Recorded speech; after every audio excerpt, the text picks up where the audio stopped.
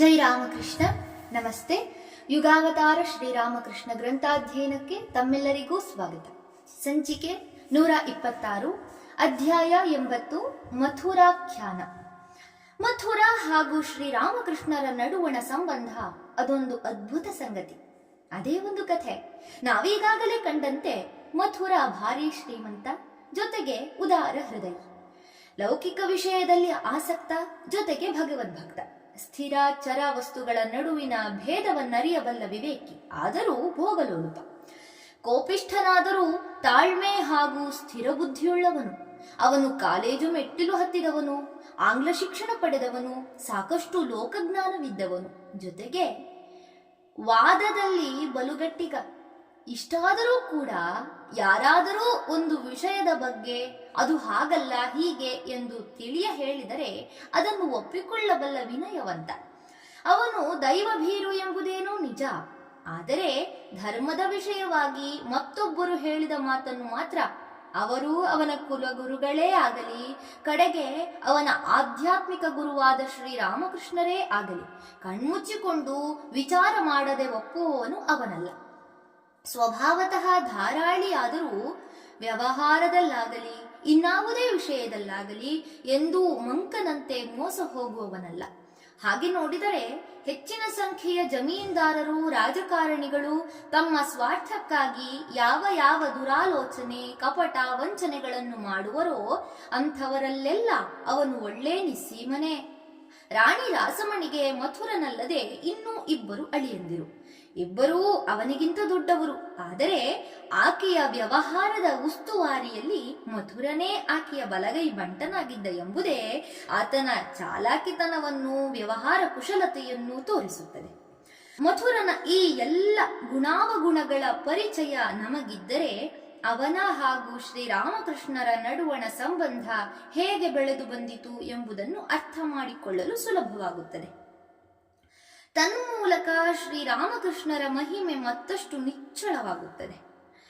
ಇನ್ನೊಂದು ವಿಷಯ, ಮಥುರನು ಬರುಬರುತ್ತಾ ಶ್ರೀರಾಮಕೃಷ್ಣರಲ್ಲಿ ಎಂಥ ಗಾಢ ಭಕ್ತಿಯನ್ನೂ ವಿಶ್ವಾಸವನ್ನೂ ತಳೆದ ಎಂಬುದನ್ನು ಕೆಲಮಟ್ಟಿಗೆ ಈಗಾಗಲೇ ನೋಡಿದ್ದೇವೆ. ಆದರೆ ಅವನ ಭಕ್ತಿಯ ಮೂಲವು ಮೌಢ್ಯವೋ ಭೀತಿಯೋ ಆಗಿರಬಹುದೆಂಬ ಅನುಮಾನವೂ ಕೆಲವರಲ್ಲಿ ಉದಿಸಬಹುದು. ಅವನೊಬ್ಬ ಮಂಕನಾಗಿಲ್ಲದಿದ್ದಲ್ಲಿ ಮತ್ತೊಬ್ಬ ಮನುಷ್ಯ ಮಾತ್ರನನ್ನು, ಅಂದರೆ ಶ್ರೀರಾಮಕೃಷ್ಣರನ್ನು ಅಷ್ಟೊಂದು ಗಾಢವಾಗಿ ನಂಬಲು ಸಾಧ್ಯವಿತ್ತೇ? ಅವನಲ್ಲದೆ ಬೇರೆ ಯಾರಾದರೂ ಆಗಿದ್ದರೆ ಖಂಡಿತವಾಗಿಯೂ ಕಥೆಯೇ ಬೇರೆಯಾಗಿರುತ್ತಿತ್ತು ಎಂದು ಅವರೆನ್ನಬಹುದು. ಆದರೆ ವಸ್ತು ಸಂಗತಿ ಅದಲ್ಲ. ಬುದ್ಧಿ ಉಪಯೋಗಿಸುವುದರಲ್ಲಾಗಲಿ ಸಂಶಯ ಪಡುವುದರಲ್ಲಾಗಲಿ ಮಥುರಾ ಯಾರಿಗೇನೂ ಕಡಿಮೆಯಾಗಿರಲಿಲ್ಲ. ಶ್ರೀರಾಮಕೃಷ್ಣರ ಅಸಹಜ ಅಲೌಕಿಕ ಸ್ವಭಾವ ವರ್ತನೆಗಳನ್ನು ಕಂಡು ಮೊದಲಿಗೆ ಅವನು ಅವರನ್ನು ಪ್ರತಿ ಹೆಜ್ಜೆಯಲ್ಲೂ ಪರೀಕ್ಷೆ ಮಾಡದೆ ಬಿಡಲಿಲ್ಲ. ಆದರೆ ಏನು ಮಾಡಿದರೇನು? ಮನುಕುಲದ ಇತಿಹಾಸದಲ್ಲೇ ಕಂಡು ಬಂದಿರದ ಜ್ಞಾನವೆಂಬ ಅಬ್ಬರದಿಂದಲೂ ಭಕ್ತಿ ಎಂಬ ಅಲೆಗಳಿಂದಲೂ ಕೂಡಿದ ಶ್ರೀರಾಮಕೃಷ್ಣರೆಂಬ ಭಾವಗಂಗೆಯ ಮಹಾಪೂರವನ್ನು ಮಥುರನ ಸಂದೇಹವೆಂಬ ಐರಾವತವು ಎಷ್ಟು ಹೊತ್ತು ಎದುರಿಸಬಲ್ಲದು? ಸ್ವಲ್ಪ ಹೊತ್ತಿನಲ್ಲೇ ಅದು ಕೊಸರಿ ಸುತ್ತಾಡಿ ಬಿದ್ದು ಎಲ್ಲಿಯೋ ಕೊಚ್ಚಿ ಹೋಯಿತು. ಸಂಪೂರ್ಣ ಪರಾಜಿತನಾದ ಮಥುರ ಮತ್ತಿನ್ನೇನು ಮಾಡಬಲ್ಲ? ಅನ್ಯಥಾ ಶರಣಂ ನಾಸ್ತಿ ಎಂದು ಶ್ರೀರಾಮಕೃಷ್ಣರ ಚರಣಗಳಲ್ಲಿ ಶರಣಾದ. ಶ್ರೀರಾಮಕೃಷ್ಣರ ಬಾಲಕ ಸಹಜ ಸರಳ ಸ್ವಭಾವ, ಮಾತಿನ ಮಾಧುರ್ಯ, ಕಣ್ತಣಿಸುವ ರೂಪ ಇವುಗಳಿಂದಾಗಿ ಪ್ರಥಮ ದರ್ಶನದಿಂದಲೇ ಮಥುರ ಅವರಿಗೆ ಮನಸೋತಿದ್ದ. ಕೆಲ ದಿನಗಳಲ್ಲೇ ಅವರ ವಿಚಿತ್ರ ವರ್ತನೆಯ ಬಗ್ಗೆ, ಹುಚ್ಚು ಪೂಜೆಯ ಬಗ್ಗೆ ದೂರುಗಳು ಬಂದು, ಆದರೂ ಅವನು ಉದ್ವೇಗಗೊಳ್ಳಲಿಲ್ಲ. ಈಗಾಗಲೇ ಯಾರನ್ನು ನಾನು ಸರಳ ಸ್ವಭಾವದವನು, ದೈವಭಕ್ತ ಎಂದು ತಿಳಿದು ವಿಶ್ವಾಸವಿರಿಸಿದ್ದೇನೋ ಅಂಥವನ ವಿರುದ್ಧವಾದ ಯಾವ ಮಾತನ್ನೂ ಸ್ವತಃ ಪರೀಕ್ಷಿಸದೆ ನಂಬಬಾರದು ಎಂದು ನ್ಯಾಯಪರನಾದ ಆತನ ಮನಸ್ಸಿಗೆ ತೋರಿತು. ಆದ್ದರಿಂದ ತಾನೇ ಸ್ವತಃ ರಹಸ್ಯವಾಗಿ ಬಂದು ಅವರ ವರ್ತನೆಯನ್ನು ಸೂಕ್ಷ್ಮವಾಗಿ ಗಮನಿಸಿದ ಬಳಿಕ ಯುವಕ ಗದಾಧರನು ಭಕ್ತಿ ಪ್ರೇಮ ಸರಳತೆಗಳ ಸಾಕಾರ ರೂಪವೇ ಸರಿ, ಆದರೆ ಭಕ್ತಿಯ ಅಧಿಕ್ಯದಿಂದಾಗಿ ಹೀಗೆ ವರ್ತಿಸುತ್ತಾನೆ ಎಂಬ ಸಿದ್ಧಾಂತಕ್ಕೆ ಬಂದ. ಆದರೂ ಸ್ವಭಾವತಃ ಲೌಕಿಕ ಬುದ್ಧಿಯವನಾದ ಅವನು ಶ್ರೀರಾಮಕೃಷ್ಣರಿಗೆ ಸೂಕ್ಷ್ಮವಾಗಿ ತಿಳಿಯ ಹೇಳಿದ, ನೋಡಿ, ಯಾವುದನ್ನಾದರೂ ಮಿತಿ ಮೀರದಂತೆ ಮಾಡಿದರೆ ಲೇಸು. ಈ ಭಕ್ತಿ ಶ್ರದ್ಧೆಯೇನೋ ಒಳ್ಳೆಯದೇ, ಆದರೆ ಹೀಗೆ ಮೈಮೇಲೆ ಪ್ರಜ್ಞೆ ತಪ್ಪಿದವರಂತೆ ವರ್ತಿಸಿದರೆ ಯಾರಾದರೂ ಸರಿ ಎನ್ನುತ್ತಾರೆಯೇ?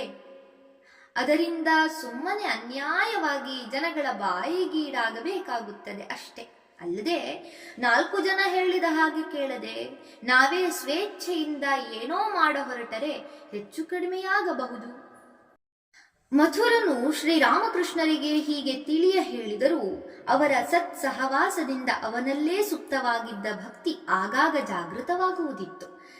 ಆಗ ಅವನು ಯೋಚಿಸುತ್ತಿದ್ದ, ಆದರೆ ರಾಮಪ್ರಸಾದ ಮೊದಲಾದ ಸಾಧಕರು ಕೂಡ ಭಕ್ತಿಯಿಂದ ಹೀಗೆ ಹುಚ್ಚರಂತೆ ವರ್ತಿಸಿದರೆಂದು ಕೇಳಿದ್ದೇನೆ. ಠಾಕೂರರಿಗೂ ಹಾಗೆಯೇ ಆಗಿರಬಹುದೇ? ಕೊನೆಗೆ ಅವನು, ಇವರು ತಮಗಿಷ್ಟ ಬಂದಂತೆಯೇ ಮಾಡಿಕೊಂಡು ಹೋಗಲಿ, ಆದರೆ ಪರಿಣಾಮ ಏನಾಗುವುದೆಂಬುದನ್ನು ಮಾತ್ರ ನಾನು ಗಮನಿಸುತ್ತಿರಬೇಕು ಎಂದು ಸಂಕಲ್ಪಿಸಿದ. ಎಷ್ಟಾದರೂ ಮಥುರ ಕಾಲೇಜು ವಿದ್ಯಾಭ್ಯಾಸ ಪಡೆದವನು. ಆಗಿನ ಕಾಲಕ್ಕೆ ಅದೊಂದು ಅತ್ಯಂತ ಪ್ರತಿಷ್ಠೆಯ ಸಂಗತಿ. ಆಂಗ್ಲ ಭಾಷಾ ಪಾಂಡಿತ್ಯದೊಂದಿಗೆ ಪಾಶ್ಚಾತ್ಯ ಚಿಂತನ ಕ್ರಮವನ್ನು ಆತ ಮೈಗೂಡಿಸಿಕೊಂಡಿದ್ದ. ಇದರಿಂದಾಗಿ ವೈಚಾರಿಕತೆ, ವೈಜ್ಞಾನಿಕ ಮನೋಭಾವಗಳು ಅವನ ವ್ಯಕ್ತಿತ್ವವನ್ನು ರೂಪಿಸಿದ್ದವು. ಸಮಕಾಲೀನ ಚಿಂತಕರಾದ ರಾಜಾ ರಾಮ್ ಮೋಹನ್ ರಾಯ್ ಮೊದಲಾದವರ ವಿಚಾರಧಾರೆಯ ಪ್ರಭಾವವೂ ಅವನ ಮೇಲೆ ಆಗಿದ್ದಿರಲೇಬೇಕು. ಇಷ್ಟೆಲ್ಲ ವಿದ್ಯಾವಂತನೂ ಬುದ್ಧಿವಂತನೂ ಆದ ಮಥುರನ ಮನಸ್ಸಿನಲ್ಲಿ ನಾನು ಯಾರಿಗೇನು ಕಡಿಮೆ ಎಂಬ ಬಿಂಕವಿದ್ದರೆ ಆಶ್ಚರ್ಯವೇನು? ಆದ್ದರಿಂದ ಶ್ರೀರಾಮಕೃಷ್ಣರ ಮಾತುಗಳೋ ವರ್ತನೆಯೋ ಒಪ್ಪಿಗೆಯಾಗದಿದ್ದಲ್ಲಿ ತನ್ನ ಯುಕ್ತಿಯುತವಾದ ಮಾತುಗಳಿಂದ, ತರ್ಕದಿಂದ ಅವರ ಅಭಿಪ್ರಾಯವನ್ನು ಪ್ರತಿಭಟಿಸುತ್ತಿದ್ದ. ಒಂದು ದಿನ ಅವನು ಶ್ರೀರಾಮಕೃಷ್ಣರೊಂದಿಗೆ ಮಾತನಾಡುತ್ತಿರುವಾಗ ಭಗವಂತನು ಜಗನ್ನಿಯಾಮಕ ಎಂಬ ವಿಷಯ ಬಂದಿತು. ಆಗ ಮಥುರನಿಂದ, ಅದೇನೋ ನಿಜ, ಆದರೆ ಭಗವಂತನೂ ತನ್ನ ಆ ನಿಯಮಗಳನ್ನು ಅನುಸರಿಸಿಯೇ ನಡೆಯಬೇಕು. ತಾನು ಒಮ್ಮೆ ಮಾಡಿದ ನಿಯಮವನ್ನು ಸ್ವತಃ ಅವನೂ ಉಲ್ಲಂಘಿಸಲಾರ. ಶ್ರೀರಾಮಕೃಷ್ಣರು, ಆಹಾ, ಇದೆಂಥ ವಾದ ನಿನ್ನದು? ಯಾರು ನಿಯಮವನ್ನು ಮಾಡಿದ್ದಾನೋ ಅವನು ಇಚ್ಛಿಸಿದರೆ ಯಾವಾಗ ಬೇಕಾದರೂ ಅದನ್ನು ಮುರಿಯಲೂ ಬಲ್ಲ, ಅಥವಾ ಅದರ ಬದಲಿಗೆ ಮತ್ತೊಂದು ಹೊಸ ನಿಯಮವನ್ನು ಹಾಕಲೂ ಬಲ್ಲ. ಇದರಲ್ಲೇನು ಅನುಮಾನ? ಮಥುರ, ಅದು ಹೇಗಾದೀತು? ಈಗ ಒಂದು ಗಿಡದ ಉದಾಹರಣೆಯನ್ನೇ ತೆಗೆದುಕೊಳ್ಳಿ. ಕೆಂಪು ಹೂವಿನ ಗಿಡ ಎಂದಿಗೂ ಬಿಳಿ ಹೂಗಳನ್ನು ಬಿಡಲಾರದು, ಏಕೆಂದರೆ ಅವನು ಮಾಡಿದ ನಿಯಮವೇ ಹಾಗಿದೆ. ಇಲ್ಲದೆ ಹೋದರೆ ಕೆಂಪು ಹೂವಿನ ಗಿಡದಲ್ಲಿ ಬಿಳಿ ಹೂವು ಬರಲಿ ನೋಡೋಣ. ಶ್ರೀರಾಮಕೃಷ್ಣರು ಸ್ವಲ್ಪವೂ ನಿಧಾನಿಸದೆ ಹೇಳಿದರು, ಓ, ಖಂಡಿತವಾಗಿಯೂ ಸಾಧ್ಯ. ಅವನು ಇಷ್ಟಪಟ್ಟರೆ ಅದು ಆಗಿ ಬಿಡುತ್ತದೆ. ಅವರೆಷ್ಟು ಹೇಳಿದರೂ ಮಥುರನಿಗೆ ಮಾತ್ರ ಒಪ್ಪಿಗೆಯಾಗಲಿಲ್ಲ. ಮರುದಿನ ಶ್ರೀರಾಮಕೃಷ್ಣರು ತೋಟದ ಕಡೆಗೆ ಹೋಗಿದ್ದಾಗ ಅಲ್ಲೊಂದು ದೃಶ್ಯವನ್ನು ಕಂಡರು. ಒಂದು ಕೆಂಪು ದಾಸವಾಳ ಗಿಡದ ಒಂದೇ ಕೊಂಬೆಯಲ್ಲಿ 2 ಹೂಗಳು ಬಿಟ್ಟಿವೆ. ಒಂದು ಕೆಂಪು ಬಣ್ಣ, ಮತ್ತೊಂದು ಅಚ್ಚ ಬಿಳಿ ಬಣ್ಣ. ಬಿಳಿ ಹೂವಿನಲ್ಲಿ ಒಂದೇ ಒಂದು ಕೆಂಪು ಚುಕ್ಕೆಯೂ ಇಲ್ಲ. ಶ್ರೀರಾಮಕೃಷ್ಣರು ಆ ಕೊಂಬೆಯನ್ನು ಕಿತ್ತು ತಂದರು. ಮಥುರನ ಮುಂದೆ ಹಿಡಿದು, ಇಗೋ ನೋಡು ಎಂದರು. ಮಥುರ ನೋಡಿದ, ಕಣ್ಣರಳಿಸಿಕೊಂಡು ನೋಡಿದ. ಏನು ಕಾಣುತ್ತಿದೆ? ಒಂದೇ ಕೊಂಬೆಯಲ್ಲಿ 2 ಬಣ್ಣದ ಹೂಗಳು, ಒಂದು ಕೆಂಪು, ಇನ್ನೊಂದು ಬಿಳಿ. ನಿನ್ನೆಯಷ್ಟೇ ತಾನು ಯಾವುದು ಸಾಧ್ಯವಿಲ್ಲವೆಂದು ವಾದಿಸಿದ್ದನೋ ಅದನ್ನೇ ಇಂದು ಸಾಧ್ಯವೆಂದು ಸಾಬೀತು ಮಾಡುತ್ತಿದ್ದಾರೆ ಶ್ರೀರಾಮಕೃಷ್ಣರು. ಸಾಬೀತು ಮಾಡಿ ತೋರಿಸುತ್ತಿದ್ದಾರೋ ಅಥವಾ ಅದನ್ನು ಸಾಧ್ಯ ಮಾಡಿ ತೋರಿಸುತ್ತಿದ್ದಾರೋ? ಮಥುರ ಕೈ ಜೋಡಿಸಿ ನುಡಿದ, ಅಪ್ಪ, ಒಪ್ಪಿದೆ ನಿಮ್ಮ ಮಾತು, ಸೋತೆ ನಾನು. ಅಂದು ಅವನು ಹಾಗೆಂದರೂ ಅವನ ತರ್ಕ ಬುದ್ಧಿ ಅಷ್ಟು ಬೇಗ ಸೋಲೊಪ್ಪಲಿಲ್ಲ. ಸಂಶಯ ಪಿಶಾಚಿ ತೊಲಗಲಿಲ್ಲ. ಎಷ್ಟೋ ವಿಷಯಗಳ ಬಗ್ಗೆ ಹೀಗೆಯೇ ವಾದ ಮಾಡುತ್ತಿದ್ದ. ಶ್ರೀರಾಮಕೃಷ್ಣರ ಭಾವ ವೈವಿಧ್ಯವನ್ನೆಲ್ಲ ಕಂಡು ಅವನಿಗೆ ಕೆಲವೊಮ್ಮೆ ಕುತೂಹಲ. ಅವರ ವಿಚಿತ್ರ ವರ್ತನೆಯನ್ನು ಕಂಡು ಇದಾವ ಭಯಂಕರ ಬೇನೆ ಇರಬಹುದಪ್ಪ ಎಂಬ ದುಗುಡ, ಜೊತೆಗೆ ಕರುಣೆ. ಇನ್ನೊಮ್ಮೆ ಇದು ನಿಜವಾಗಿಯೂ ಪ್ರಚಂಡ ಭಕ್ತಿಯ ಪರಿಣಾಮವೇ ಸರಿ ಎಂಬ ವಿಶ್ವಾಸದಿಂದುದಿಸಿದ ವಿಸ್ಮಯ. ಭಕ್ತಿ. ಹೀಗೆ ಶ್ರೀರಾಮಕೃಷ್ಣರ ಕುರಿತಾಗಿ ಮಥುರನ ಮನಸ್ಸು ಡೋಲಾಯಮಾನವಾಗಿತ್ತು. ಎಷ್ಟೋ ಸಲ ಅವರ ಕುರಿತಾಗಿಯೇ ಆಲೋಚಿಸುತ್ತಾ ಕುಳಿತು ಬಿಡುತ್ತಿದ್ದ.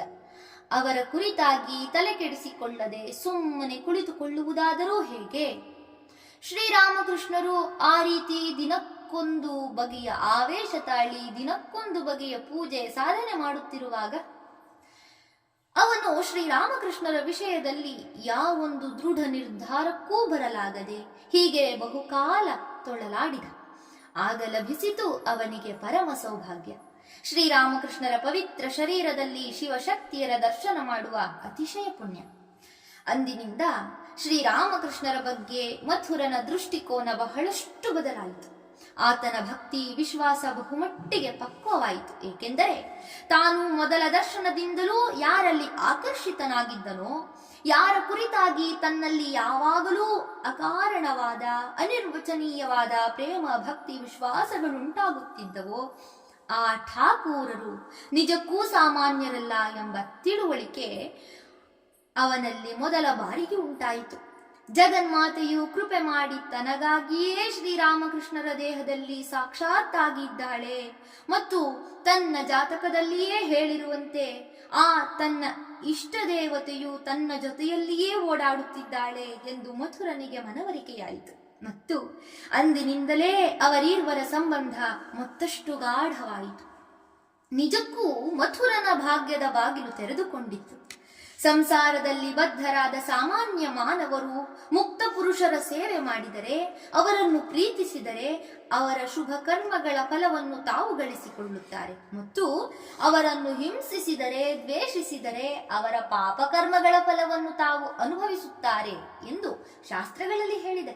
ಸಾಮಾನ್ಯ ಮಾನವರು ತಮ್ಮ ತಮ್ಮ ಪಾಪ ಪುಣ್ಯಗಳೆರಡರ ಫಲವನ್ನೂ ತಾವೇ ಅನುಭವಿಸಬೇಕಾಗುತ್ತದೆಂಬುದು ಸರಿಯೇ ಸರಿ. ಆದರೆ ಮುಕ್ತ ಪುರುಷರ ವಿಷಯ ಬೇರೆ.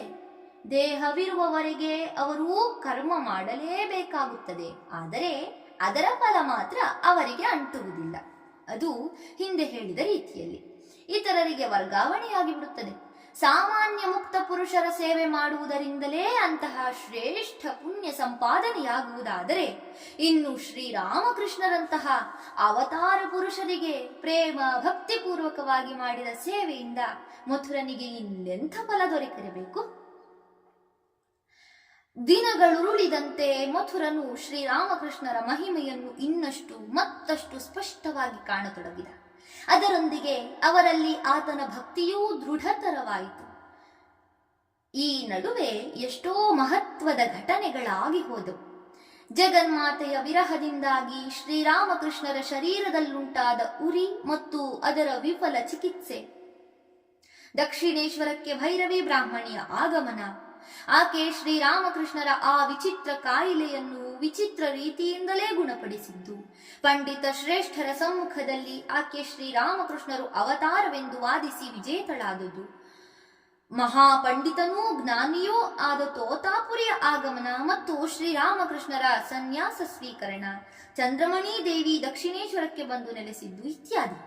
ಹಿಂದೆ ಹೇಳಿದ ಅದ್ಭುತ ದರ್ಶನವಾದಾಗಿನಿಂದ ಮಥುರನು ಶ್ರೀರಾಮಕೃಷ್ಣರ ಜೀವನದ ಈ ಎಲ್ಲ ಪ್ರಮುಖ ಘಟನೆಗಳಿಗೆ ಸಮೀಪದ ಸಾಕ್ಷಿಯಾಗಿದ್ದ. ಅವರ ಸಾಧನೆಗಳಿಗೆ ಅಗತ್ಯವಾದ ಯಾವುದೇ ಪದಾರ್ಥವನ್ನು ಕೂಡಲೇ ದೊರಕಿಸಿಕೊಡುತ್ತಿದ್ದ. ಭವತಾರಿಣಿಗೆ ಪಶ್ಚಿಮ ಪ್ರಾಂತ್ಯದ ಸ್ತ್ರೀಯರು ಧರಿಸುವಂತಹ ಕಾಲಕಡಗ ಮೊದಲಾದ ಆಭರಣಗಳನ್ನು ತೊಡಿಸಬೇಕೆಂಬ ಇಚ್ಛೆ ಶ್ರೀರಾಮಕೃಷ್ಣರ ಮನದಲ್ಲುದಿಸಿದಾಗ ತಕ್ಷಣ ಅವನು ಮಾಡಿಸಿಕೊಟ್ಟ. ಮಧುರ ಭಾವದ ಸಾಧನೆಯ ಕಾಲದಲ್ಲಿ ಅವರಿಗೆ ಹೆಂಗಸರಂತೆ ವೇಷ ಧರಿಸಬೇಕೆಂಬ ಅಭಿಲಾಷೆಯುಂಟಾದಾಗ ಒಡನೆಯೇ ಅವರಿಗಾಗಿ ವಜ್ರದ ಬೆಂಡೋಲೆ, ಕಾಶಿ ಸೀರೆ, ಶಾಲು ಮೊದಲಾದವುಗಳನ್ನು ತರಿಸಿಕೊಟ್ಟ.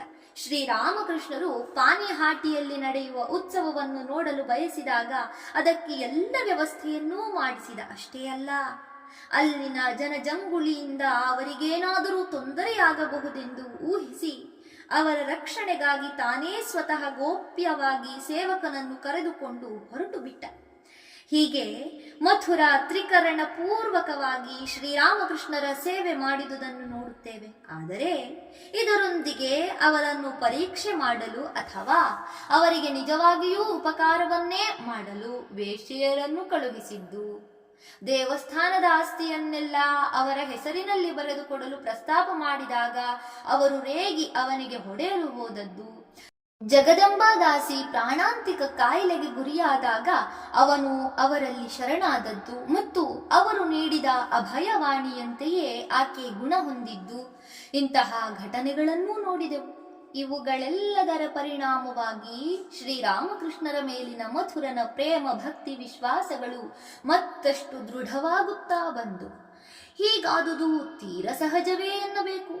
ತಾನು ಒಡ್ಡಿದ ಎಲ್ಲ ಪರೀಕ್ಷೆಗಳಲ್ಲೂ ಶ್ರೀರಾಮಕೃಷ್ಣರು ಒಂದಾದ ಮೇಲೊಂದರಂತೆ ಉತ್ತೀರ್ಣರಾಗುತ್ತಾ ಬಂದಂತೆ ಅವನಿಗೆ ಅವರ ಅಲೌಕಿಕ ವ್ಯಕ್ತಿತ್ವವು ಸಹಸ್ರ ಪಾಲು ಹೆಚ್ಚು ಶೋಭಾಯಮಾನವಾಗಿ ಕಂಡಿತು. ಮತ್ತೊಂದು ಕಡೆಯಿಂದ ಅವರ ಅಪಾರ ಅಹೇತುಕ ಪ್ರೇಮವು ಆತನ ಹೃದಯವನ್ನು ಸಂಪೂರ್ಣವಾಗಿ ಗೆದ್ದುಕೊಂಡಿತು.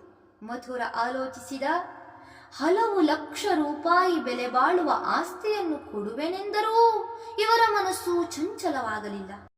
ಅಷ್ಟೇಕೆ, ಮನುಷ್ಯನನ್ನು ದೇವರೆಂದು, ದೇವರ ಅವತಾರವೆಂದು ಕರೆಯುವುದಕ್ಕಿಂತ ಹೆಚ್ಚಿನ ಸನ್ಮಾನ ಇನ್ನೇ ಇದೆ? ಅದು ಕೂಡ ಲಭಿಸಿಯಾಯಿತು ಇವರಿಗೆ. ಇಂತಹ ಸಕಲ ಸೌಭಾಗ್ಯ ಸನ್ಮಾನಗಳಿಂದಲೂ ಅವರಲ್ಲಿ ಕಿಂಚಿತ್ತಾದರೂ ಅಹಂಕಾರ ಉದಿಸಲಿಲ್ಲ.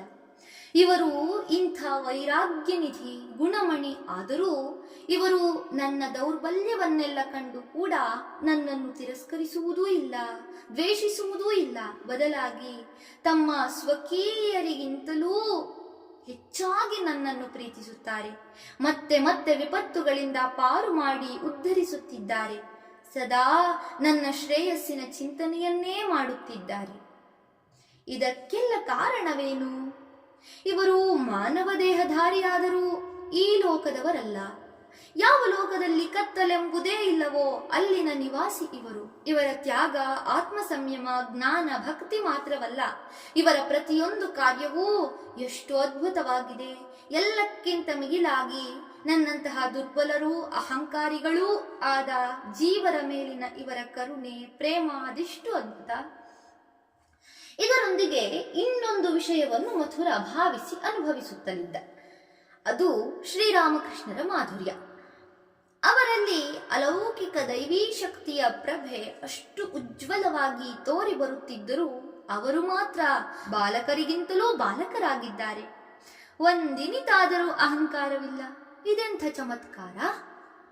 ತಮ್ಮ ಮನಸ್ಸಿನಲ್ಲಿ ಯಾವುದೇ ಭಾವ ಉಂಟಾಗಲಿ 5 ವರ್ಷದ ಮಗುವಿನಂತೆ ಅದನ್ನು ಮರೆಮಾಚುವ ಪ್ರಯತ್ನವನ್ನೇ ಮಾಡದೆ ಹೊರಗೆಡವಿ ಬಿಡುತ್ತಾರೆ. ಒಳಗೂ ಹೊರಗೂ ಸದಾ ಏಕಭಾವ. ಮನಸ್ಸಿನಲ್ಲಿ ಬಂದುದನ್ನೇ ನಿಷ್ಕಪಟವಾಗಿ ಮಾತಿನಿಂದಲೂ ಕಾರ್ಯದಿಂದಲೂ ವ್ಯಕ್ತಪಡಿಸುತ್ತಾರೆ. ಆದರೆ ಇತರರಿಗೆ ಬೇಸರವಾಗುವಂತಹ ಮಾತು ಒಮ್ಮೆಯಾದರೂ ಅವರ ಬಾಯಿಂದ ಬರಲಾರದು. ತಮಗೆ ಒಬ್ಬರಿಂದ ಎಷ್ಟೇ ಕಷ್ಟವಾಗಲಿ ಅದನ್ನು ಬಾಯಿ ತಪ್ಪಿಯೂ ಬಹಿರಂಗಪಡಿಸುವುದಿಲ್ಲ. ಇದು ಮನುಷ್ಯ ಮಾತ್ರರಿಗೆ ಸಾಧ್ಯವೇ? ಧನ್ಯವಾದಗಳು. ಮುಂದುವರಿದ ಭಾಗ ಮುಂದಿನ ಸಂಚಿಕೆಯಲ್ಲಿ. ಓಂ ಶಾಂತಿ ಶಾಂತಿ ಶಾಂತಿ. ಹರಿ ಓಂ ತತ್ಸತ್. ಶ್ರೀರಾಮಕೃಷ್ಣ ಅರ್ಪಣಮಸ್ತು. ಸರ್ವೇ ಜನ ಸುಖಿನೋ ಭವಂತು. ಜೈ ಶ್ರೀಮಾತಾ.